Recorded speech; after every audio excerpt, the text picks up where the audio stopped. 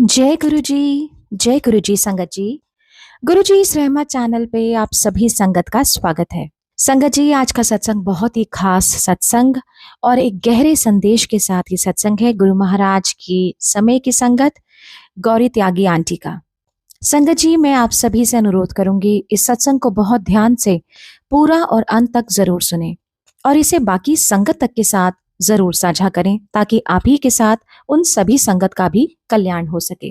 हम सभी जानते हैं कि महाराज की कृपा इस संगत पर हो जाए तो उसके वारे न्यारे हो जाते हैं। महाराज की कृपा पाना बहुत मुश्किल है। महाराज प्यार अपनी हर संगत से करते हैं, लेकिन महाराज की मेहर, महाराज की नदर और महाराज की कृपा हर किसी पे नहीं होती। और जब वो होती है तो वो बहुत ही खास होती है, वो संगत बहुत खास होती है। महाराज की कृपा कैसे मिलेगी, इसे जानने के लिए इस सत्संग को पूरा और अंत तक जरूर सुने, क्योंकि आप भी जान पाएंगे कि महाराज की कृपा हम कैसे पा सकते हैं। तो चलिए सुनते हैं आज का सत्संग। जय गुरु जी। जय गुरु जी, जय गुरु जी। गुरु जी का अनंतम शुक्राना कि गुरु जी ने आज तक हमको अपने आप से जोड़े रखा है। एंड सारी संगत को मेरा प्रणाम। एंड यू सेड कि जैसे गुरु पूर्णिमा आ रही है, ये ऑस्पिशियस मंथ है जिसमें दो फंक्शन है गुरु जी के, बर्थडे एंड गुरु पूर्णिमा। तो बर्थडे तो इंजॉय करने के लिए होता है, आप जितना मर्जी डांस करें, जितना मर्जी आप डेकोरेशन करें, लेकिन गुरु पूर्णिमा गुरु जी को प्रे करने के लिए होती है। गुरु lineage स्टार्टेड गुरु दत्तात्रेय भगवान। तो गुरु दत्तात्रेय की फोटो मुझे आई थिंक 50 ईयर्स पहले, 50 से भी ज़्यादा, मोर देन 50 ईयर्स, 60-70 ईयर्स पहले मुझे एक हमारे पंडित जी ने दी थी। मुझे नहीं पता था कौन था। हमारे मंदिर में 10 भगवान की फोटो लगी है, तो ये पता था कि गुरु दत्तात्रेय है। तो उनकी हम फोटो साफ करके टीका लगाते थे ना, उनका कोई श्लोक होता था ना कुछ। लेकिन फाइनली देखिए हमको गुरु जी मिल गए। मैं खुद साधु संतों के साथ पल गई, मुझे पता ही नहीं था कि पूर्ण गुरु क्या होता है। सिख कम्युनिटी को ज्यादा पता है क्योंकि वो गुरु ग्रंथ साहिब पढ़ते थे। तो अब जब पूर्णिमा, मुझे इतना पता था कि पूर्णिमा प्रे करने के लिए होती है हमारे घर में। एवरी पूर्णिमा हम लोग प्रे करते थे। तो जब मंदिर स्टार्ट हो गया तो फिर हम मंदिर में फंक्शंस में जाते थे, सारे फंक्शन वहीं पे अटेंड करते थे। और जब यहाँ सत्संग स्टार्ट हुआ तब से हम गुरु पूर्णिमा यहाँ सेलिब्रेट करने लगे। तो 2019 में जब मेरे लंग्स फेल हो गए थे, आई थिंक फरवरी में हुआ था, तो 20 की गुरु पूर्णिमा के दिन तो क्या हुआ कि मेरी बेटी का फोन है सिल्की का, अमेरिका से। ऐसी से, मम्मी आप कल गुरु पूर्णिमा है, आप गुरु जी के लिए कुछ खरीदो। तो मैंने सोचा क्या खरीदूं। तो शी सेड आप जूते खरीदो गुरु जी के लिए। तो मैंने, उसने कुछ खरीदा था। गुरु जी को कहते हैं ना, इंडिया में क्या होता है, गुरुओं को दक्षिणा देते हैं और गुरु जी की पूजा करते हैं। बट हमारे गुरु जी तो कुछ लेते नहीं थे। तो उसने कहा कुछ खरीदो, तो मैंने कहा नहीं, मैं कुछ नहीं खरीद सकती। तो फिर मुझे लगा कि अगर मैं खरीदने गई कोई भी गिफ्ट नेक्स्ट डे, तो जुलाई में तो बहुत गर्मी होती है, तो मैंने कहा मैं इतनी थक जाऊंगी ना कि third day was Guru Purnima. मैंने कहा मेरे से पूर्णिमा का फंक्शन होगा ही नहीं उसके बाद। पूरा दिन तो कल गुरु जी के शूज खरीदने में निकल जाएगा, गुरु जी के स्टाइल के। तो एक साल से ना, जैसे ही फोन बंद हुआ, एक साल से मुझे ध्यान आया, गुरु जी ने याद दिलाया। एक साल से मुझे एक एनजीओ कांटेक्ट कर रहा था, जिसको मैंने कभी रिप्लाई नहीं किया। वो मुझे व्हाट्सएप मैसेजेस भेजते रहते थे, क्योंकि मैं हमेशा डायरेक्ट चैरिटी करती हूँ। मैं ऐसे इनडायरेक्ट में किसी ने मैसेज भेज दिया ऐसे बिना देखे, पता नहीं, मैंने कभी दिया नहीं। क्योंकि दान भी सही जगह पे जाना चाहिए। और उस दिन मैंने वो एनजीओ को फोन किया, वहीं से, यहीं बैठे बैठे मैंने कहा आप ना जितने भी बच्चे हैं ना, सबको स्लीपर पहना दो, क्योंकि जुलाई में बारिशें बहुत होती है इंडिया में। और वो आईआईटी के फ्लाईओवर के नीचे जो बच्चे भीख मांगते हैं, उनको इकट्ठा करके आईआईटी के स्टूडेंट्स अपने ब्रेक में उनको पढ़ाते हैं। आई थिंक अभी तो बहुत बच्चे हो गए, तब आई थिंक 5 साल पहले 60-70-80 बच्चे थे। तो देखिए, जितने, मैं पूरा दिन घूमती सड़क पे और गुरुजी के स्टाइल के शूज ढूंढती, उतने पैसे में 60-70 बच्चों ने स्लीपर्स पहन लिए और मुझे घर से बाहर भी नहीं जाना पड़ा। तो आप गुरु, और फिर नेक्स्ट डे गुरु पूर्णिमा थी।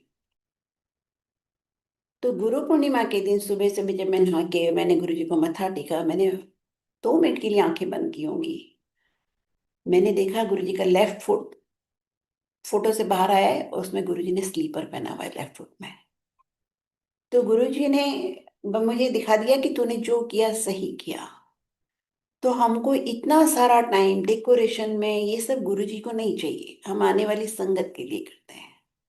हमारा फर्स्ट फोकस गुरु जी होना चाहिए कि हम गुरु जी की तैयारी करें, और फिर उसके बाद हम संगत के लिए तो सब कुछ करते ही करते हैं, क्योंकि संगत को खुश रखेंगे तभी गुरु जी खुश होंगे।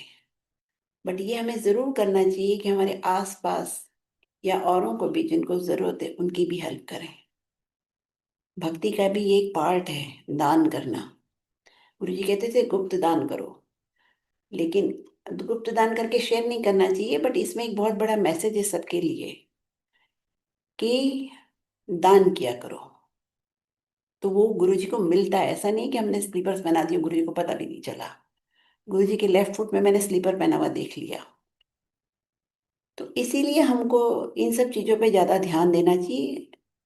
हमारा पर्पस है मेन लाइफ का कि हम गुरु जी को खुश रखें, और जब गुरु जी खुश होंगे तभी गुरु कृपा बरसेगी। गुरु जी हमसे खुश होंगे तब गुरु जी की ब्लेसिंग्स मिलती है।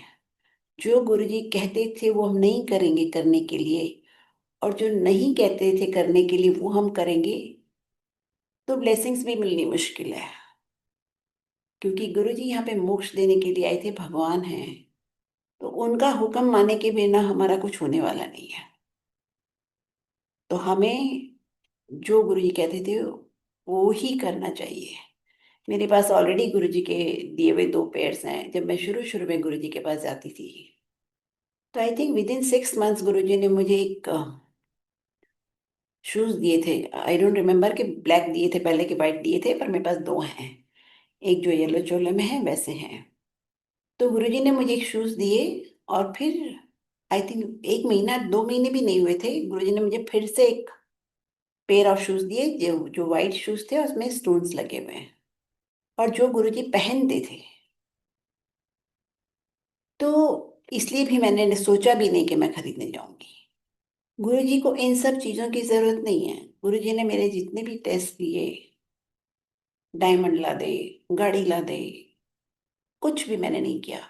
एक फ्लावर भी लेके मैं कभी नहीं गई, बिकॉज मुझे हमेशा लगता था फ्लावर्स लेने जाएंगे तो लेट हो जाएंगे, फ्लावर्स लेने जाएंगे तो लेट हो जाएंगे। और एक जुनून था गुरु जी के पास जाने के लिए। जैसे नया नया बॉयफ्रेंड होता है ना, अपना घर वालों की परवाह करते हो ना किसी की, पूरा 100% ध्यान ऐसा लगता था कि बस शाम को मंदिर जाना है, शाम को गुरु जी के पास जाना है, शाम को गुरु जी के पास जाना है। हम कभी कुछ सोचते ही नहीं थे, इवन इतने बिजी होते थे। जब शादियों का बच्चों का टाइम था तो हम शॉपिंग करने जाते थे, तो भी हम सब कुछ छोड़ देते थे 4:30 5 बजे के, अब गुरु जी के पास जाने का टाइम हो गया। जितनी हुई उतनी हुई। जब मैं गुरु जी के पास जाती थी, कुछ लोग लेट आते थे, तो गुरु जी बोलते थे आ गए लंगर खाने वाले, कि चलो शॉपिंग करके खत्म हुई, आप शॉपिंग कंप्लीट कर लो। और 9 बजे के बाद एनी टाइम लंगर लगता था, कभी 9 9:15 9:30। तो आप 8:30 पौने 9 पहुंच जाओ, आपको आधे घंटे में लंगर मिल जाएगा। कुछ लोग इस इंटेंशन से भी जाते थे कि चलो अपना काम खत्म कर लिया, फिर वहां पहुंच गए। और उस टाइम मैं 45 की थी, तो मैं भी बहुत डाइटिंग करती थी कि गुरुजी इतना खिलाते हैं, मेरा वेट बढ़ जाएगा, मेरा वेट बढ़ जाएगा। तो हम क्या करते थे, पूरा दिन कुछ नहीं खाते थे, और फिर शाम को लंगर खाते थे। गुरुजी मीठा भी बहुत खिलाते थे, हलवा भी बहुत देते थे इस लंगर से पहले। कभी कभी बर्फियां देते थे 7 8। और सब चले जाने, लोगों के चले जाने के बाद जब गुरुजी बैठते थे, 8 10 संगत होती थी, और गुरुजी खुद खाते थे। तो अंदर से एक प्लेट में सुधा आंटी उनका लंगर लेके आती थी। गुरुजी जमीन पे बैठ के अपना चोला चेंज करके आते थे, पैंट शर्ट पहन के, पीछे एक पिलो लगा लेते थे, और पैर लंबे कर लेते थे, अपने पैरों पे ही थाली रख के वो हमेशा अपना खाना खाते थे। मैंने सुना था कि वो Thursday, Monday Tuesday Wednesday fast करते थे, थर्सडे खाते थे। एक बार मुझे गुरुजी ने कहा था, इस जन्म में मैंने 10 साल पानी भी नहीं पिया। तो देखिए गुरुजी ने कितनी कड़क तपस्या की हुई है। और हम एक दिन भी नहीं रह सकते, हम तो 2 घंटे में भी जो सत्संग अटेंड करते हैं उसमें भी हमको पानी चाहिए होता है। तो हम हमारे हाथ में क्या आएगा या हमें क्या ब्लेसिंग्स मिलेंगी मुझे नहीं पता। तो क्या हुआ कि हम लोग जब कहीं भी जाते थे 4:30 5 बजे सब कुछ छोड़ देते थे कि अब गुरु जी के पास जाना है, हर हालत में पहुंच जाना है। तो जब हम कुछ नहीं खाते थे पूरा दिन, तो हम मुझे पता था कि 9 बजे बाद लंगर लगता है। तो एग्जैक्टली 9 बजे के बाद हर 2 मिनट में मेरी नजर ना वो एम्पायर स्टेट के किचन की तरफ होती थी कि लंगर कब मिलेगा, सुबह से कुछ खाया नहीं था, लंगर कब मिलेगा, लंगर कब मिलेगा। फिर मुझे एक दिन रियलाइज कराया, शायद भगवान ने रियलाइज किया गुरु जी ने, कि 8:45 बाद हमारा ध्यान हट जाता था कि अब तो लंगर खाना है, अभी लंगर मिलेगा, लंगर मिलेगा। तो मुझे लगता है कि हम मुझे एक दिन रियलाइज हुआ कि लगता है कि हम लंगर खाने जाते हैं वहां पे, इतना हलवा और सब खाने। उस दिन के बाद से हम जहां भी होते थे 5 बजे या तो किसी कॉफी शॉप में कॉफी पी के सैंडविच खा लेते थे, और बहुत अगर बिजी होते थे, कॉफी शॉप में बैठने का टाइम नहीं होता तो हम रास्ते में एक पानी की बोतल रखते थे, फ्रूट्स खरीद के उनको वॉश करके खा के जाते थे, ताकि हमारा पूरा ध्यान पूरे टाइम गुरु जी में रहे। हमने कभी उसके बाद से ये हमारा ये नहीं हुआ कि हम 9 बजे किचन की तरफ देख रहे हैं कि लंगर कब शुरू होगा। और गुरु जी ने मुझे सारे आशीर्वाद दिए। गुरु जी हर स्टेप पे मुझे गाइड करते थे। आजकल बहुत लोग लेट आते हैं। एक दिन मैं गुरु जी के पास गई, एंटर हुई 8:30 बजे। इंटेंशनली मैं लेट गई थी क्योंकि मुझे लगा कि गुरु जी 3 4 बजे तक बैठाते हैं तो चलो लेट जाते हैं, कोई बात नहीं। इसलिए नहीं कि लंगर 9 बजे शुरू होगा तो हम 8:30 पहुंच जाएं, पर लगता था पूरी रात बैठना पड़ता है क्रॉस लेग, लेफ्ट राइट भी हम देखने में सोचना पड़ता था कि गुरु जी हमारी तरफ तो नहीं देख रहे। तो फिर अ, जैसे ही मेरे को गुरु जी ने देखा मुझे कि मैं 8:30 बजे एंटर हुई हूँ, गुरु जी ने अपना हैंड रेस करके मुझे कहा, आगे मत आना, इतनी देर से आके कुछ भी नहीं होता।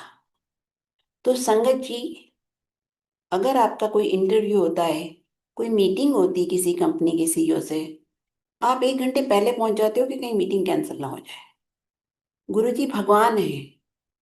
अब तो सबको समझ है, हमको तो समझ भी नहीं थी तब हम ध्यान रखते थे। तो हमें हर हालत में अगर पूरा आशीर्वाद चाहिए तो हमें एक ओमकार शुरू होने से पहले पहुंच जाना चाहिए। गुरु जी तो वहां पे होते ही हैं। मैंने 1 2 कंट्रीज में देखा है, मैं जहाँ एक तो मैंने सिंगापुर में भी देखा और मैंने एक जगह और भी देखा था कहीं, कि क्या होता है कि गुरु जी की पूरी स्थापना हो गई है, दिए भी जल गए हैं, और संगत आके सीधा अपनी चेयर पे बैठ जाती है, जमीन पे बैठ जाती है। क्योंकि आप एग्जैक्टली अगर 7 बजे सत्संग शुरू हो रहा है तो एग्जैक्टली 7 o'clock तो नहीं आओगे ना। कोई 6:40 आ गया, कोई quarter to 7 आ गया, तो मत्था भी नहीं टेकते। और पूरा बैठ जाते हैं, बातें करते रहते हैं छोटे छोटे ग्रुप में, चेयर पे बैठ गए। और जब सत्संग एक ओम का स्टार्ट होगा, फिर सब खड़े हो जाएंगे, और फिर उसके बाद एक लाइन लगती लंबी सी, और एक एक करके माथा टेकने आते हैं। अरे भैया, जैसे ही आप एंटर हुए, आप किसी भी के घर में भी एंटर होते हो तो होस्ट को तो पहली बार ही नमस्ते करते हो ना, पहले ही ग्रेट करते हो। ये थोड़ी है कि बाद में ग्रेट करेंगे उनको। तो वो लोग माथा ही नहीं टेकते, सीधा बैठ जाते हैं, गुरु जी को देख के भी अवॉइड करके बैठ जाते हैं। तो हमें ये सब, जैसे ही हम एंटर होते हैं हमारे सत्संग में, हम गुरु जी का दर्शन करते हैं, हमें उसी टाइम लेफ्ट राइट देखे बिना पहले गुरु जी को मत्था टेकना चाहिए, गुरु जी को प्रणाम करना चाहिए, फिर गुरु हमें बैठना चाहिए। और आप जैसे ही बैठते हो उसके बाद एक ओमकार शुरू होता है, तब खड़े होने की दोबारा जरूरत नहीं है। आप जैसे ही बैठते हो ऐसे ही आप मेडिटेट करना शुरू करो गुरु जी के ऊपर। गुरु जी हमेशा कहते थे जाओ ध्यान लगाओ, सबको नहीं कहते थे पर जिनको भी कहते थे। तो आप एटलीस्ट पीसफुली बैठो तो सही गुरु जी के सामने। पहले हम 20 25 मिनट बातें करते रहते हैं। गुरु जी सबको नहीं बोलते थे, देखिए बात कि ब्लेसिंग्स ऑलवेज, ब्लेसिंग्स डिजर्व करनी पड़ती है।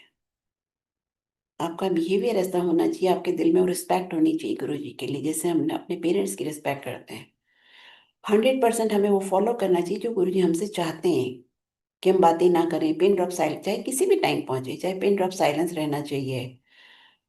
और किसी भी मंदिर में देखो, एक बारी मैं अभी इंदौर गई थी तो महाकाल के मंदिर में गई, 3 घंटा में लाइन में खड़ी रही हूँ आफ्टरनून में। एक पानी का ग्लास भी नहीं मिलता वहां पे। हमारे गुरु जी चाय प्रसाद पिला देते हैं। तो आजकल ये नया फैशन हो गया कि पहले भी पानी सर्व होता है, बीच में भी चाहिए। तो पता नहीं क्यों ये सब होना नहीं चाहिए। जैसा सत्संग गुरु जी चाहते थे वैसे ही करना चाहिए। हमने गुरु जी से यही सीखा था। जो मैंने कोई सत्संग नहीं अटेंड किया था गुरु जी के पास जाने से पहले, यहाँ पे सत्संग स्टार्ट करने से पहले, सॉरी। तो मैंने सिर्फ गुरु जी के पास ही जाती थी। जब यहाँ सत्संग स्टार्ट हुआ हमने वैसे स्टार्ट किया जैसे गुरु जी के पास हमने देखा था। तो हमको वही सब फॉलो करना चाहिए। पिन ड्रॉप साइलेंस मेंटेन करना चाहिए थ्रू आउट। तब जाके कहीं हमें पूर्ण ब्लेसिंग्स मिलती हैं। कहते हैं ना, फिर गुरु जी खुश होते हैं। तो हमारा मेन पर्पस यही होना चाहिए लाइफ का कि अब हमें भगवान मिल गए हैं और महाशिव मिल गए हैं। जो भी हम रिचुअल्स करते थे, जो कुछ करते थे, वो सब करके, सब देवी देवताओं की पूजा करके, राम की, कृष्ण की, देवी माँ की, काली माँ की, साईं बाबा की, जो लोग साईं बाबा को मानते हैं, वो सब करके हम यहाँ तक पहुंचे हैं। ये इवोल्यूशन की हाईएस्ट स्टेज है हमारी ह्यूमन लाइफ की, जहाँ पे गुरु जी हमें मोक्ष देने के लिए खड़े हैं। हमारा फेस मोक्ष के दरवाजे पे, अगर हम पीछे मुड़ के देखेंगे तो स्लिप कर जाएंगे, सीधा नीचे आ जाएंगे। क्योंकि आज भी कुछ लोग नहीं रिचुअल्स छोड़ पाते, जब वही सब करते, गुरु जी को तो के पास तो आते हैं लेकिन वही सब करते रहते हैं जो पहले करते थे। तो फिर थोड़ा टाइम लगता है। गुरु जी चाहते थे कि हम सब सरेंडर करते हैं। गुरु जी कहते थे ना, एक को मानो, एक में ही सारी एनर्जी लगाओ, एक में ही सब कुछ फोकस करो, तो आपको पूरा आशीर्वाद मिलता है। नहीं तो अगर आपकी एनर्जी से थोड़ी इधर लगाओगे, कहीं इधर, कभी किसी दिन इधर, तो फिर थोड़ा मुश्किल हो जाएगा हमारे लिए। ऐसा नहीं कि गुरु जी ब्लेसिंग कम हो जाती है, लेकिन ये है ना, फिर गुरु जी वेट कर लेते हैं जब तक आप सरेंडर नहीं करोगे। गुरु जी में पेशेंस अनलिमिटेड है। भगवान में तो पेशेंस ही पेशेंस है, हमें चाहे 0% है, लेकिन गुरु जी फिर आपकी वेट करेंगे जब तक आप सरेंडर नहीं करोगे। दुनिया में देखिए, हम कर्म काटने आए हैं। मुझे तो ऐसी समझ भी नहीं थी। तो हमारी लाइफ में प्रॉब्लम्स तो आती ही रहेंगी। प्रॉब्लम्स भगवान को भी थी। गुरुजी कितने दुखी होके गए इस दुनिया से मुझे ही पता है, क्योंकि हमेशा सबको बोलते थे, कोई सुनता नहीं था। अब दूसरे की बात मैं नहीं कर रही, मैं अपनी बात कर रही हूँ। ना मुझे उनकी बातें समझ में आती थी और ना मैं वो कहते थे वो फॉलो करती थी। लेकिन गुरुजी ने मुझे सब कुछ दिया, क्योंकि मेरा ध्यान हमेशा गुरुजी में रहता था। 24 आवर्स। जिस दिन से मैंने गुरुजी को देखा था, मेरा 100% फोकस गुरुजी में रहता था। और जो मैं नहीं कर पाई, उनके से बहुत सारे रीजंस थे और गुरुजी सब जानते थे। वो तो सिर्फ टेस्ट लेते थे, लेकिन मैंने तो कुछ भी नहीं दिया। फिर भी मेरे पे आशीर्वाद गुरुजी ने बरसाया, क्योंकि मेरा ध्यान हमेशा गुरुजी में रहता था। गुरुजी के पास जाते थे, 6 बजे जाके इतनी गर्मी में बैठते थे, रात को 9, साढ़े 9, 10 बजे लंगर खा के हाफ ग्लास पानी मिलता था, सिर्फ आधा ग्लास पानी। किसी को मैंने कभी वॉशरूम नहीं यूज करते देखा हो इतने सालों में। अगर हम ये सब फॉलो नहीं करेंगे, हर आधे घंटे में पानी मांगेंगे, सेवादार बीच में घूम रहे हैं, तो फिर हमारा फोकस कैसे रहेगा गुरु जी पे। और मैं तो बस जाके बैठी रहती थी, ना बोलती थी ना कुछ करती थी। फर्स्ट डे से गुरु जी ने जितने टेस्ट लिए सब फेल। फिर भी एक दिन गुरु जी ने मुझसे कहा, तूने पूरे अपने घर का कल्याण करवा लिया मुझसे। मुझे तो समझ में नहीं आई मैंने कैसे कल्याण करवा लिया। तो मैं चुप रहती थी, क्योंकि मैं उनसे पूछने की मेरी हिम्मत नहीं थी कि मैंने कैसे कल्याण करवा लिया। उन्होंने कर दिया। पर वो हमेशा ये सब नहीं बोलते थे कि मैं कर रहा हूँ, मैंने तेरे घर का कल्याण कर दिया। वो क्रेडिट कभी अपने ऊपर नहीं लेते थे। क्योंकि वो भगवान है, इसीलिए तो भगवान है, कभी नहीं क्रेडिट लेते थे अपने ऊपर। मेरे फादर को उन्होंने ब्लेस किया, जबकि डेथ उनकी 90 में हो चुकी थी। मैंने यहाँ बैठे हुए देखा है 2015 में मेरे फादर को। मेरे ब्रदर की उन्होंने कितनी बड़ी प्रॉब्लम सॉल्व की है। मैंने एक बार पहले भी बताया था कि उसकी फाइनेंशियल प्रॉब्लम भी गुरुजी ने सॉल्व की। और उसके बाद उसको 2008 में माउथ कैंसर हो गया, अभी तक वो ठीक है। 16 में उसके ब्रेन में ट्यूमर हो गया और वो बिनाइन है। ट्यूमर आज तक वही है, क्योंकि सर्जरी हो गई थी माउथ कैंसर की, तो फिजिकली इतना वीक है कि उसकी ब्रेन ट्यूमर की सर्जरी नहीं हो सकती। फिर उसकी 17 में एक लेफ्ट आई सही आई में पैरालिसिस हो गया, उसकी आई साइड चली गई। 6 महीने बाद वापस आ गई। मैंने फर्स्ट टाइम लाइफ में सुना था कि आई में भी पैरालिसिस हो जाता है। फिर कुछ टाइम के बाद उसकी राइट साइड में, राइट आई में पैरालिसिस हो गया। फिर राइट आई की विजन चला गया। फिर 6 महीने बाद विजन वापस आ गया, बिल्कुल नॉर्मल हो गया। एंड वो इतने कॉन्फिडेंस से बात करते हैं कि जैसे उनको कुछ हुआ ही नहीं। तो हमारी थिंकिंग पॉजिटिव होनी चाहिए कि गुरुजी जो भी कर रहे हैं, अगर आपकी लाइफ में कोई प्रॉब्लम है तो वो ठीक ही कर रहे हैं। और हमेशा गुरुजी बोलते थे चंगे बंदे बनो। तो चंगे बंदे बनने के लिए हमको अपनी नेगेटिविटी, नेगेटिव क्वालिटीज पे ध्यान देना पड़ेगा, कि हमारे अंदर जितनी नेगेटिव क्वालिटीज हैं। आए दिन हाउसवाइफ तो बहुत एबीसी करती हैं इंडिया में, सॉरी टू से, बट वो सब हमें नहीं करना चाहिए। एबीसी बिल्कुल गुरुजी को पसंद नहीं थी। प्लस ज्यादा से ज्यादा पाठ करना चाहिए, और ये सब हम बंद करेंगे तभी पाठ कर पाएंगे। और पाठ में भी गुरुजी ने जिनको बोला था कि पंजाब में किसी किसी को गुरुजी बोलते थे कि सुखमनी साहब का पाठ करो, जपजी साहब का पाठ करो। मैंने आज तक पता एक बार भी नहीं पढ़ा है, कि मुझे समझ ही नहीं आती वो, और जपजी साहब का क्या पाठ होता है तो मुझे पता भी नहीं है। लेकिन जिसको गुरुजी ने कुछ नहीं बोला, उनको गुरुजी का मंत्र का जाप करना चाहिए। मंत्र जाप में बहुत पावर होती है। मंत्र जाप गुरुजी का सटल फॉर्म है। शुरू में आप जाप करते हो तो आपकी नेगेटिविटी धीरे धीरे कम होनी शुरू हो जाती है। जो गुरुजी बोलते थे बंदा बनो, हम वैसे हमें प्रैक्टिस करनी चाहिए। अगर हम वो भी नहीं कर सकते कि धीरे धीरे अपना नेगेटिविटी कम करें, तो हम पाठ करें, अपने आप धीरे धीरे हमारी नेगेटिविटी कम हो जाएगी। तो हाँ, मैं ये सब यंगर जनरेशन के लिए उनको पाठ जरूर करना चाहिए। पाठ हर एज वालों को करना चाहिए, पर यंगर जनरेशन के लिए है, स्पेशली जिनके बच्चे अभी होने वाले हैं। ऐसे ही गुरुजी कहते थे हुक्म मानना चाहिए, हुक्म मानना चाहिए। गुरुजी के हुक्म में ही सब कुछ है। एक श्लोक है ना, मंत्र मूलम गुरु वाक्यम मोक्ष मूलम गुरु कृपा। आप अगर हुक्म मानोगे, हुक्म में ही मानने में ही सब कुछ है, तब जाके गुरु मोक्ष मिलेगा आपको, तब गुरु कृपा आएगी। गुरु कृपा के बिना मोक्ष नहीं हो सकता। 2008 में जब 7 में गुरुजी चले गए, तब तक मुझे रियलाइज नहीं हुआ कि गुरुजी ने मुझे कितना ब्लेस किया था। और जब हमने सत्संग यहाँ स्टार्ट करना था, तो मेरी बेटी ने भी कहा सत्संग स्टार्ट करो। मैंने कहा सत्संग नहीं स्टार्ट हो सकता, बिकॉज सब बोलेंगे कि तुम्हारे गुरु ने तुम्हारा तो कुछ किया नहीं, ना तुम्हारी बेटी को ठीक किया, ना उसका, उसकी ये शादी भी टूट गई, तो हमारा क्या करेंगे। ये सोच के हमने 1 साल सत्संग डिले कर दिया। और हमने कभी ये रियलाइज नहीं किया कि पिछले 6 साल में हमको गुरुजी ने कितना ब्लेस किया है। ऐसे हम लोग इतने इग्नोरेंट होते हैं कि कभी सोचते नहीं है। जिस दिन आप फर्स्ट टाइम गुरुजी को मत्था टेकते हो ना, ब्लेसिंग उसी दिन से शुरू हो जाती है। बट हम कब रियलाइज करेंगे, हम कब फील होगी कि हमें गुरुजी ने ये ब्लेसिंग दी, वो तब होगा जब हम रिसेप्टिव होंगे। फर्स्ट टाइम जब मैंने गुरुजी के पास शुरू शुरू में बैठना शुरू किया था, तो एक दिन मैंने ऐसे नजर घुमा के देखा, सबकी आंखें बंद थी, काफी लोगों की आंखें बंद थी। मैंने भी आंखें बंद कर ली। और मुझे बचपन से एक शौक था कि मेडिटेशन करनी है। क्या होता है मेडिटेशन में, आंख बंद करके सब लोग क्यों बैठते हैं। जब मुझे ये भी नहीं पता था कि मेडिटेशन क्या होती, तब से मुझे ही था। तो मैंने भी आंखें बंद कर ली। अभी 5 मिनट भी नहीं हुए थे एंड सिंगला अंकल ने आगे कहा, भगवान सामने बैठे हैं और आंखें बंद करके बैठे हो, चलो ऊपर जाओ। उस दिन के बाद मैंने 6 साल में कभी गुरु जी के सामने आंखें बंद नहीं की। मैं ओपन आई मेडिटेशन करती थी। पूरा टाइम मेरा फोकस गुरु जी के फेस पे रहता था। शुरू के 2 साल तो ठीक है, गुरुजी ने मुझे फर्स्ट डे डांट दिया था।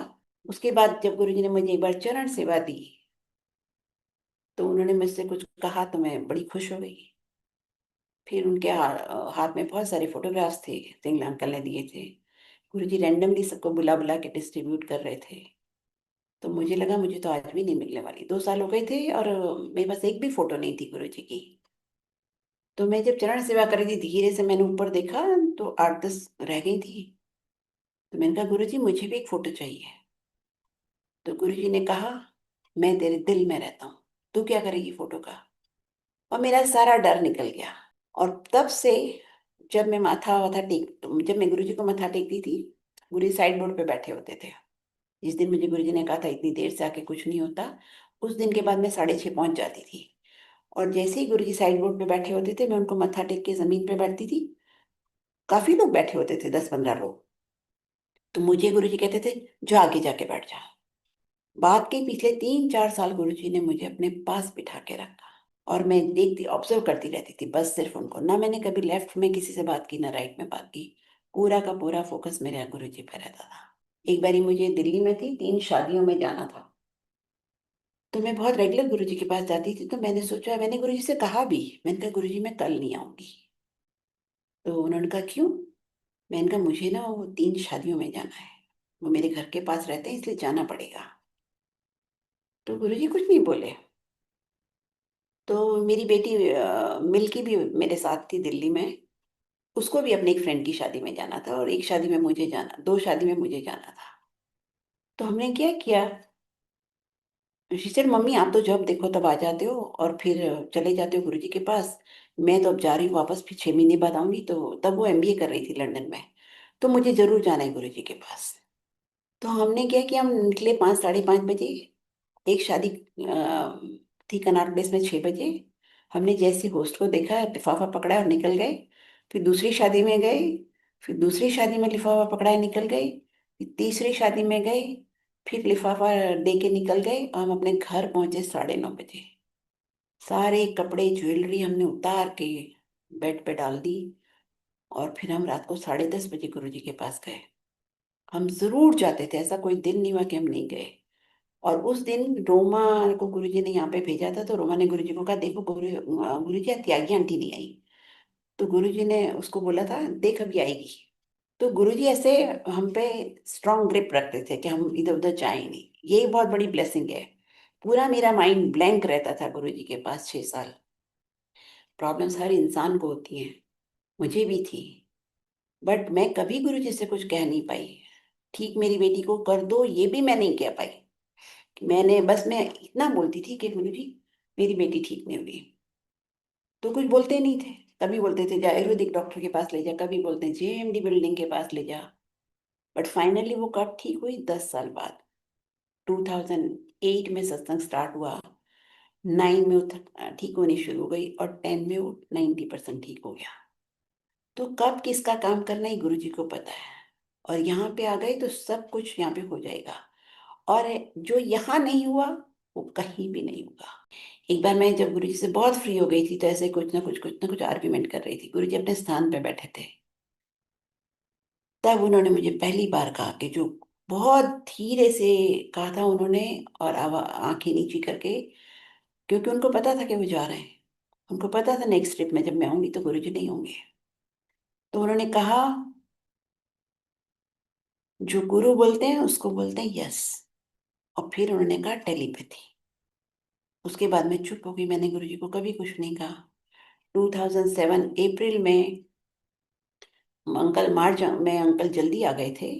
अप्रैल फर्स्ट वीक ऑफ अप्रैल में वापस आ गए थे। और मैं रुकी थी वहां पे, मैं आई थी 23 अप्रैल को वापस। तो बैसाखी के बाद रोज रात को गुरुजी मुझे कुछ ना कुछ कहते रहते थे। और सबसे पहले तो पूरे अप्रैल मुझे गुरुजी कहते रहे, फिर कਦੋਂ आ रही है वापस, फिर कਦੋਂ आ रही है। और मेरी ऑलरेडी बुकिंग थी 31 मई की, 2007 की, यहाँ से वापस जाने की। उन्होंने मुझे ये नहीं कहा कि तू रुक जा 1 महीना। और मैं ये कह नहीं पाई कि आप बोलो तो मैं नहीं चाहती। तो इसलिए ना गुरुजी की हर बात को बहुत ध्यान से सुनना चाहिए। आजकल भी सब लोग वही सेंटेंस रिपीट करते हैं जो उनके वचन है, जो उन्होंने कहा था एग्जैक्टली। तो उनको फॉलो करना चाहिए। चाहे आपको कर सको ना को, कोशिश तो पूरी करनी चाहिए। हर रोज मुझे कहते थे, कब आ रही है, कब आ रही है। और मैं हर रोज बाद में सोचती थी, ये रोज रोज क्यों पूछते हैं मैं कब आ रही, इनको समझ नहीं आती, इनको याद नहीं रहता। क्योंकि गुरुजी ने मेरा माइंड ब्लैंक कर दिया था।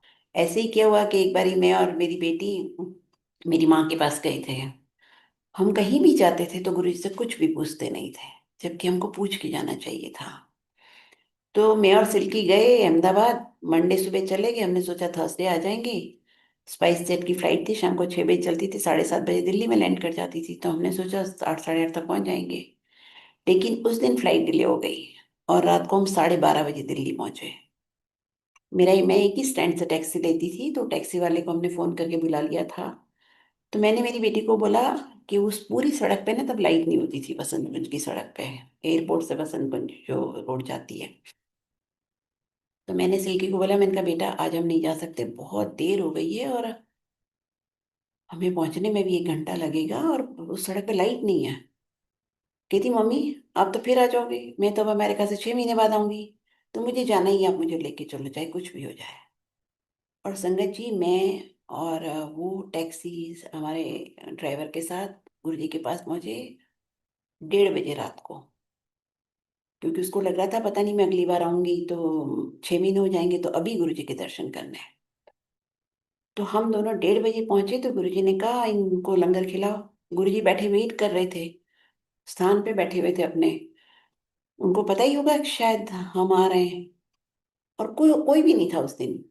तो जैसे ही हमने लंगर खाया, आई थिंक 10-15 मिनट हुए होंगे, हमने माथा टेक के लंगर खाया।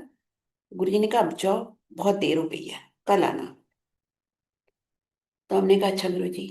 तो उन्होंने बोला एक सेवादार को बुलाओ, अंदर से इनको छोड़ के आएगा। देखिए वो कैसे, उन्होंने शो ही नहीं किया कि उनको सब कुछ पता है। वो पता होते भी कितना नॉर्मल बिहेवियर था उनका, नॉर्मल इंसानों की तरह।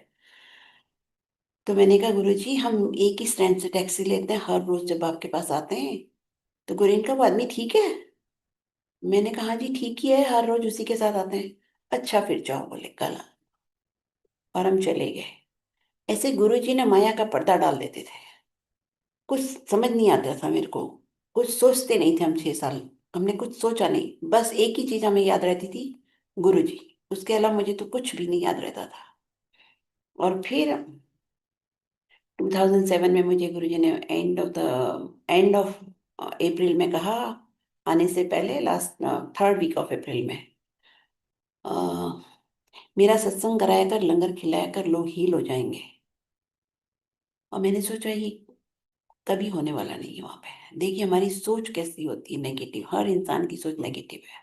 मैंने कहा ये कुछ भी सोच बोल देते हैं, इनको नहीं पता कि वहां पे ऐसा सब नहीं होने वाला, क्योंकि दुबई बहुत ओपन है, यहाँ पे कुछ नहीं हो सकता।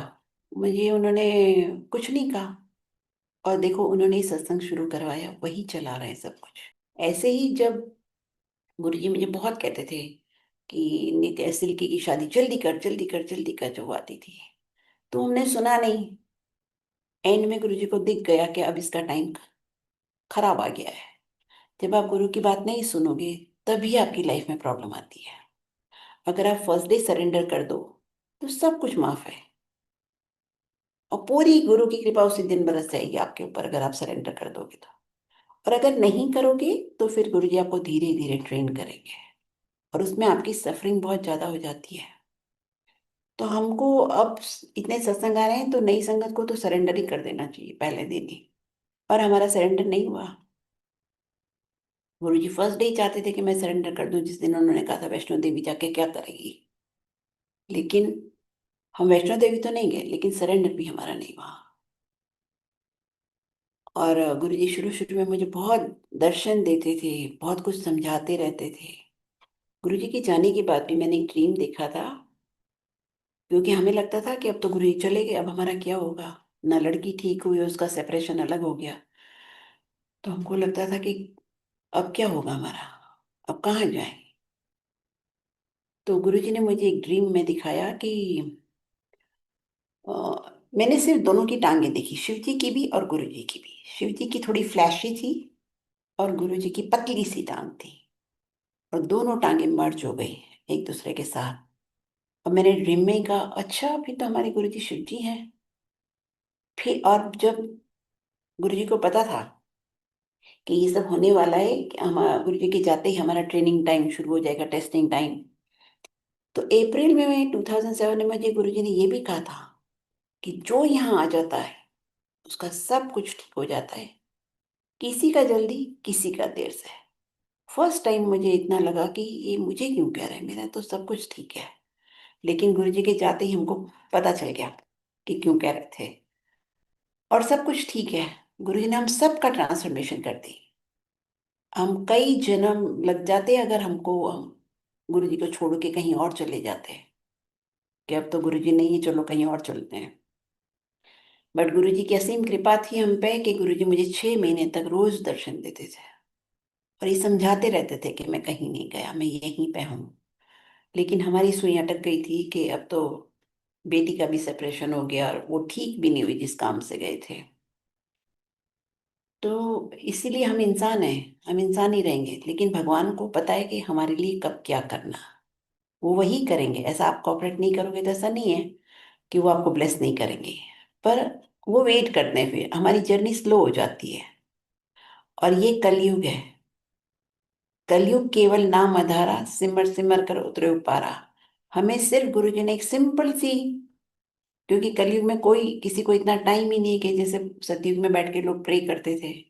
तो हमें कुछ करना नहीं, बस हमको सिर्फ गुरु जी कहते थे पाठ किया करो, शब्द सुना करो, पाठ किया करो। तो गुरु जी हमें बहुत दर्शन दे के समझाते रहते थे। एक बारी मैं एक बैंक में गई, गुरु जी की जाने की बात है 2007, जुलाई एंड की या अगस्त की बात है। तो एक दिन वो, जब मैं बैंक से निकलने लगी तो वो लेडी ने मुझे वो दिया, क्या बोलते हैं, एनवेलप दिया, स्टाफ ने आके। And they said here is your password.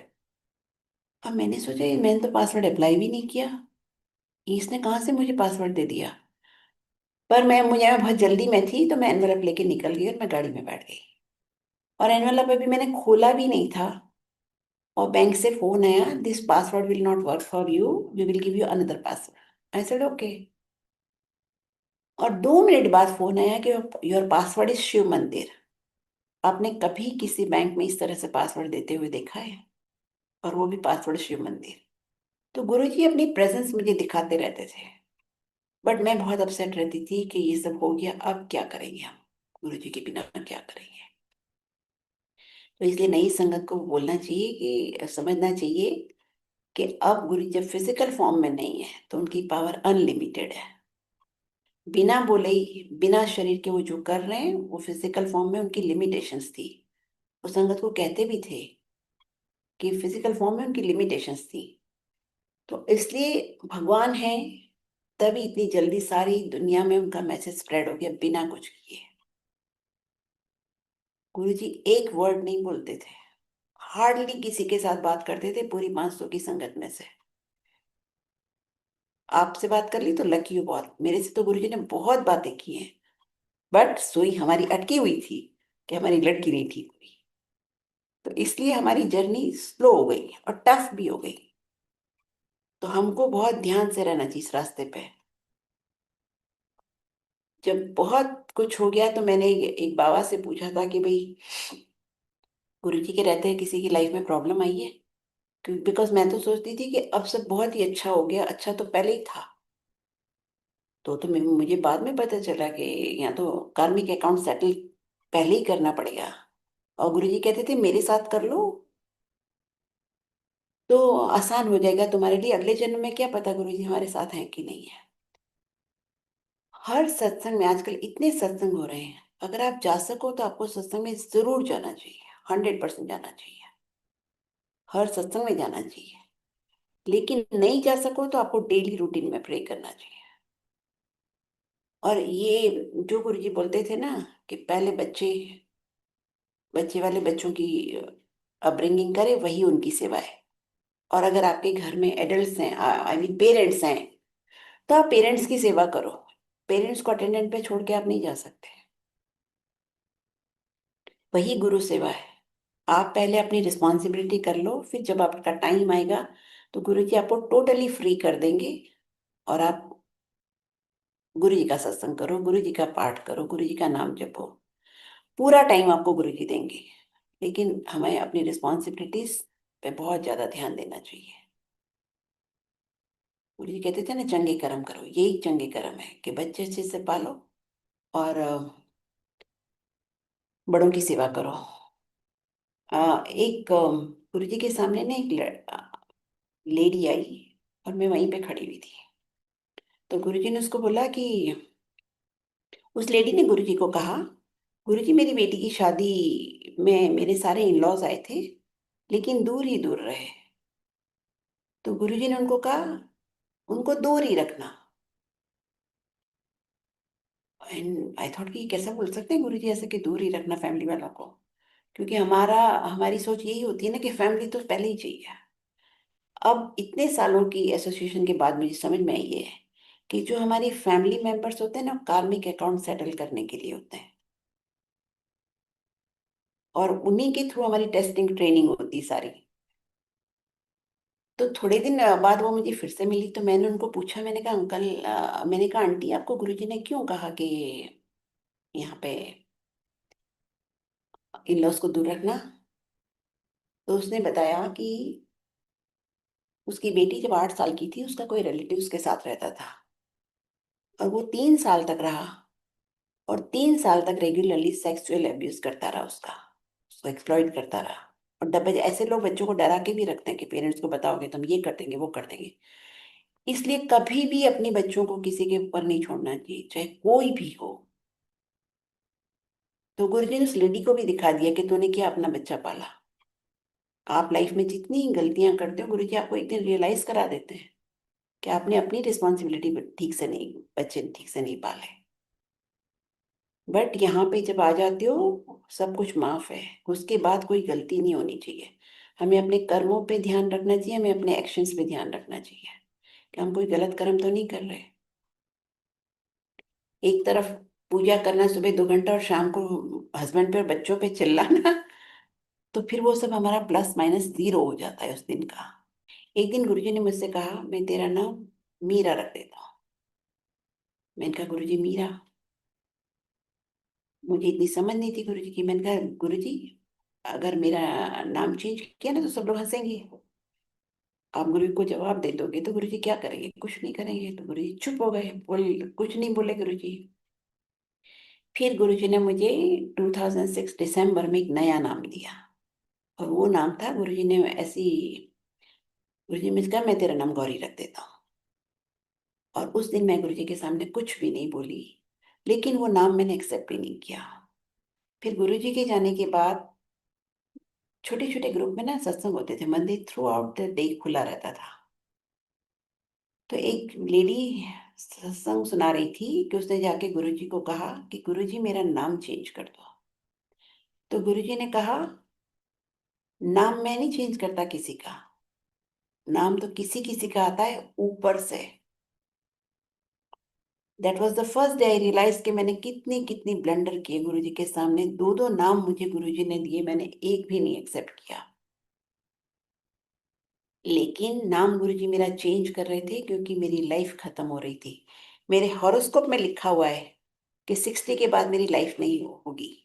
और संगत जी, अ, तो गुरुजी नाम चेंज करके मेरी लाइफ एक्सटेंड कर रहे थे। और नाम नहीं चेंज हुआ, नहीं मैंने कभी पाठ किया गुरुजी के जाने के बाद, बस सत्संग शुरू हो गया था। गुरुजी आपको लाइफ में बहुत चांसेस देते हैं।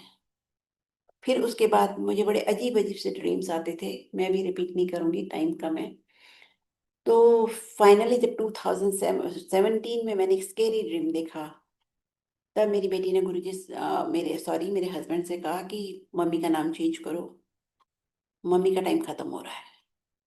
और 2017 में वो प्रोसीजर स्टार्ट हुई, नेम चेंज की। और 2019 में हॉस्पिटल में जब मैं अनकॉन्शियस थी, तब वो गैजेट में नाम चेंज हुआ। और मेरे बीमार पड़ने से पहले जब फरवरी में मैं इंडिया में थी, और मैं तब, तबीयत मेरी खराब होनी शुरू हो गई थी, हमें लगा कोल्ड है, कोई बात नहीं, बहुत वीकनेस भी मुझे लगने लगी थी। तो अंकल ने मुझे कहा ये तुम्हारा नेम चेंज का ना लास्ट स्टेप है। एक लॉयर को मैंने हायर किया है, उसको कुछ पैसे देके, बोले हमें तो आइडिया नहीं है कहाँ जाना, तो वो हमारे साथ जाएंगे दिल्ली से, और चंडीगढ़ में वो सारी प्रोसीजर कंप्लीट करा के फिर हम शाम तक वापस आ जाएंगे। तो संगत जी, मेरी कंडीशन ही नहीं थी जाने वाली, फिर भी हमने एक ब्लैंकेट लिया, और पूरी जर्नी में मैं पीछे सोती रही। और फिर वो लास्ट स्टेप कंप्लीट हो गया गुरुजी की कृपा से। और रात को मैं आई, तब तक मेरी तबीयत बहुत खराब थी। यहाँ आई तो मैं सीधा हॉस्पिटल में एडमिट हो गई, और फिर मैं 2 महीने हॉस्पिटल में रही हूँ। और जिस दिन मेरा नाम गैजेट में चेंज हुआ, उस दिन मुझे होश आया था। मेरे बचने का 0% चांस था, लेकिन गुरुजी की असीम कृपा है आप भक्ति करते रहोगे, हर चीज से बाहर निकल आओगे।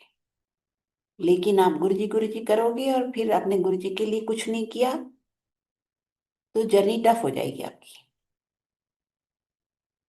गुरु जी ने खुद मुझे एक दिन कहा था, क्योंकि गुरु जी के सामने तो हम उनकी सुनते नहीं थे, जो गुरु जी के, हमारी जर्नी देखो कहाँ से शुरू हुई, इसीलिए मेरी जर्नी भी टफ हो गई। क्योंकि हम तब गुरु जी को कोऑपरेट नहीं करते थे, वो जो भी कहते थे। तो एक दिन गुरु जी ने, हम लोग जब गुरु जी अपने कमरे में जाते थे ना, तो सब लोग हाथ जोड़ के खड़े हो जाते थे। तो जब मेरे आगे से निकले, तो गुरु जी ने मुझसे कहा, गुरु जी करते हो, गुरु जी बोलते हैं तो सुनते नहीं हो। तो अगर आप नहीं सुनोगे तो आपकी जर्नी टफ हो जाएगी। लेकिन भगवान किसी को नहीं छोड़ते, हम छोड़ देते हैं भगवान को। एक दिन मेरी बेटी ने ड्रीम में देखा था, सिल्की ने, कि वो बीच पे है और गुरु जी को मत्था टेक के जाने लगी। तो फिर उसने पीछे मुड़ के देखा। फिर उसने कहा गुरु जी से, गुरु जी मैं देख रही थी आप चले तो नहीं गए कहीं। तो गुरु जी ने ड्रीम में उसको बोला, मैं कहीं नहीं जाता, तुम लोग सब मुझे छोड़ छोड़ के चले जाते हो। तो ये गुरु जी की असीम कृपा मेरे पे रही कि कुछ भी मेरा काम नहीं हुआ, ना ठीक हुई बेटी, ना शादी और टूट गई, पर हम छोड़ के कहीं ही नहीं गए गुरु जी को। हम भटक जरूर गए थे, एक दो जगह गए, लेकिन गुरु जी हमको वापस लेके आ गए। क्योंकि सब, एक तो आधे लोग गुरु बन के बैठ जाते हैं ना, कहते थे हमसे गुरु जी बात करते हैं, हमारे पास रोज रात को गुरु जी मिलने आते हैं। आई थॉट उनको ज्यादा स्पिरिचुअली हाईली इवॉल्व होंगी, तभी गुरु जी उनके पास आके रोज बात करते हैं, हमसे नहीं बात करते। तो मैं जाती थी गुरु जी से पूछना, क्या हुआ हमारा, क्या हुआ हमारा, क्या हुआ। वो हर रोज मुझे घुमा देते थे। मैं आपको शॉर्ट में बता रही हूँ कि कहीं भी जाओगे ना, वापस यहीं पे आना पड़ेगा। और जो हो रहा है, वो अपना कार्मिक अकाउंट सेटल हो रहा है, समझ के जाने दो हर चीज को। आपका पार्ट नहीं छूटना चाहिए। और हमारी गुरु संगत के लिए एक ही पार्ट है हमारे लिए, कि शब्द सुनो और मंत्र जाप करो। और एक ही मंत्र का जाप करना चाहिए, हमारे लिए सिर्फ गुरु मंत्र है। गुरु जी के पास जाने से पहले मैं भी गायत्री का पाठ करती थी, बहुत सारे पाठ करती थी। सारे तो डिटेल में नहीं बता रही मैं। लेकिन जब हम गुरु से जुड़ जाते हैं तो सिर्फ गुरु मंत्र का जाप करना चाहिए। एक बार चौहान आंटी ने बोला था कि कोई लेडी गुरु जी के पास गई और उसने गुरु जी को कहा, गुरु जी मैं महामृत्युंजय का पाठ करती हूँ। तो गुरु जी ने कहा, महामृत्युंजय का पाठ तू क्यों करती है? महामृत्युंजय का पाठ करके तू अपनी मृत्यु को बुलाती है। महामृत्युंजय का पाठ पंडित लोग करते हैं। जब घर में कोई बहुत ही क्रिटिकल होता है ना, लास्ट स्टेज पे, तो लोग पंडितों को बुला के महामृत्युंजय का पाठ करवाते हैं। लेकिन हमको ऐसा नहीं करना चाहिए, चाहे कोई कितनी भी तबीयत किसी की खराब हो। हमको सिर्फ और सिर्फ गुरु मंत्र का जाप करना चाहिए। अगर हम पाठ चेंज करते हैं कोई भी, तो इसका मतलब हमको गुरु जी के मंत्र में फेथ नहीं है। और फिर क्या होगा कि जीरो से स्टार्ट करना पड़ेगा। तो बेटर है, क्योंकि देखिए सारा संसार तो धरती पे नहीं रह सकता ना, सबको एक न एक दिन जाना ही है। और गुरु जी जो करेंगे, जिसके लिए करेंगे अच्छा ही करेंगे। फकीर में एक चीज लिखी हुई है कि अगर आपके घर में कोई बहुत ही बीमार है और आपके गुरु को पता है कि वो 20 साल बीमार रहने वाला है, बेड रिडन रहेंगे, तो आपको उनकी सेवा भी करनी पड़ेगी, पैसा भी लगाना पड़ेगा, आप परेशान भी होगे, और जो बीमार है वो भी सफर करेंगे। तो भगवान इसका ग्रेस अगर है, तो भगवान उनकी लाइफ शॉर्ट कर देते हैं, ताकि उनको भी सफर ना करना पड़े और आप भी सफरिंग से बच जाओ, ताकि फैमिली भी ना सफर करे। तो कोई भी अगर बीमार होता है, हाथ पैर जोड़ के गुरु जी को मत बोलो, गुरु जी जिंदा रखो, जिंदा रखो, जिंदा रखो। कुछ भी मत मांगो गुरु जी से, भगवान को सब कुछ पता है, और उसी में हमारी सारी ब्लेसिंग्स भी है। कुछ भी मांगने की जरूरत नहीं है। और ये भी गुरु जी की बहुत कृपा है कि मैंने 6 साल में गुरु जी से कभी कुछ नहीं मांगा। मैं अगर बोलती कि बहुत प्रेशराइज करती गुरु जी को किसी दिन के, गुरु जी आपने मेरी लड़की को ठीक नहीं किया, मुझे 2 साल हो गए, 4 साल हो गए, 5 साल हो गए, तो शायद गुरु जी ठीक कर देते उसी टाइम। लेकिन फिर हमारा चैप्टर क्लोज हो जाता उसी दिन, क्योंकि उस दिन के बाद हम जाना बंद कर देते। और गुरु जी सबसे पहले बोलते थे कि घर में शांति मेंटेन करो। हस्बैंड वाइफ में आर्ग्यूमेंट फ्री लाइफ होनी चाहिए, पर आजकल के कलयुग में ऐसा होता नहीं है। जब मेरी बेटी दिल्ली आईआईटी में पढ़ती थी, मिल्की, उसका हस्बैंड भी आईआईटीएन है, हाईली क्वालिफाइड लोगों में ज्यादा आर्ग्यूमेंट्स होते हैं। जब वो गुरुजी के पास जाती थी, गुरुजी अपने साथ बैठा बैठा के उसको बैठाते थे और फिर कहते थे, खसम ना लड़ाई करके गुरु नहीं मिलता। गुरुजी बार बार उसको ये लेसन सिखा रहे थे कि हस्बैंड से आर्ग्यूमेंट मत करना। कई बारी गुरुजी ने उसको कहा, खसम ना लड़ाई करके गुरु नहीं मिलता। और ये बात कभी वो भूलती नहीं है, हमेशा याद रखती है। तो कुछ टाइम पहले ना, 4-6 महीने पहले, मेरे अंकल से थोड़े आर्ग्यूमेंट हो गए। धीरे धीरे मेरा थोड़ा वॉल्यूम थोड़ा हाई हो गया। और जब मैं बोल रही थी तो मेरे माइंड में चल रहा था कि गुरुजी को पसंद नहीं आ रहा, गुरुजी को पसंद नहीं आ रहा। बट इंसानों का कंट्रोल थोड़ा मुश्किल है करना, अनलेस कि पूरा गुरु का ग्रेस हो। गुरु का ग्रेस होता है, पर ये हमारे टेस्ट होते हैं। ऐसा नहीं कि गुरुजी का ग्रेस नहीं था, पर वो मेरा फाइनल टेस्ट था। जब मैं बोल गई तो मैंने अंकल को भी बहुत सॉरी बोला, लेकिन मैंने गुरुजी को भी बहुत सॉरी बोला। मैंने कहा, गुरुजी हो गया मेरे से, अब मैं क्या करूं। मैं रोज गुरुजी को प्रे करती थी, गुरुजी आगे से कभी ऐसा ना हो, इसलिए मैं क्या करूं। बट ऐसा हो गया मेरे से, मेरा कंट्रोल छूट गया। तो संगत जी, 15-15 डे गुरुजी ने मुझे एक ड्रीम दिखाया कि मेरे हस्बैंड के, गुरुजी लेटे हुए नीचे, और आफ्टर फ्यू सेकेंड्स उनकी बॉडी मूव करना शुरू कर दी, लेफ्ट राइट लेफ्ट राइट। गुरुजी करवटें ले रहे थे। तो मैंने कहा, अरे गुरुजी तो ठीक है, गुरुजी तो खड़े हो रहे हैं अभी, गुरुजी तो बिल्कुल ठीक है। फिर क्या हुआ, मेरा फोकस गुरुजी के फेस पे आ गया। तो गुरुजी का फेस चेंज होने लगा।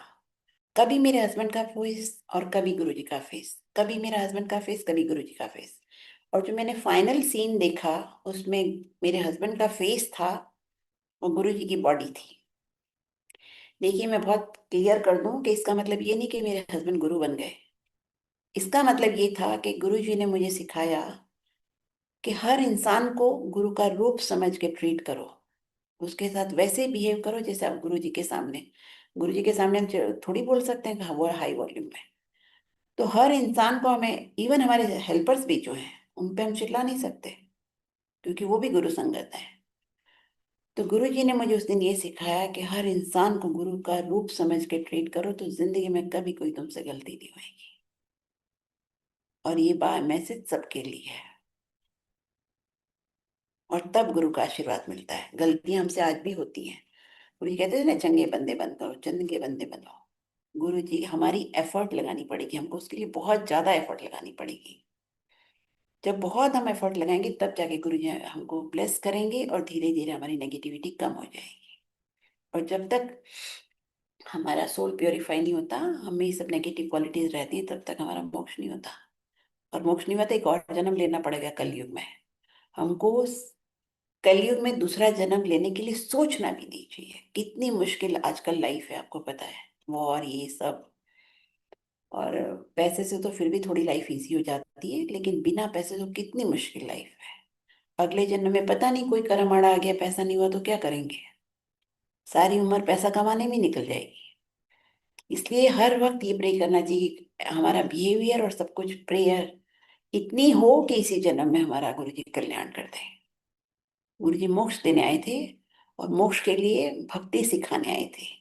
अगर हम भक्ति करते रहे तो हमारा पूरा कल्याण हो जाएगा। मेरी छोटी बेटी, जिसकी गुरु जी ने ठीक भी, गुरु जी के टाइम पे 10 साल बाद ठीक हुई, गुरु जी के फिजिकली होते हुए, उसने गुरु जी को कभी एक बार भी नहीं कहा कि गुरु जी मुझे ठीक कर दो। एक बार भी नहीं कहा। और जब वो गुरु जी के पास गई थी, उसी दिन से उसने मेडिसिन लेनी छोड़ दी थी। ऐसा फेथ होना चाहिए। हर पल वो गुरु जी की प्रेजेंस फील करती है, हमेशा गुरु जी के साथ रहती है, हमेशा गुरु जी उसके साथ रहते हैं। संगत जी, अब मैं आज्ञा लूंगी, और गुरु को एडवांस में गुरु पूर्णिमा मुबारक हो।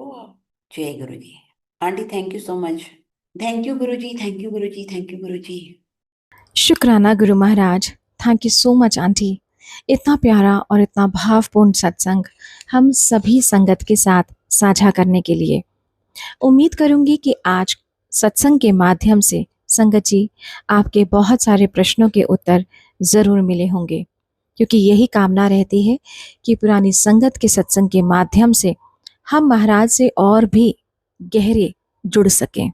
इसी कामना के साथ जय गुरु जी, शुक्राना गुरु महाराज।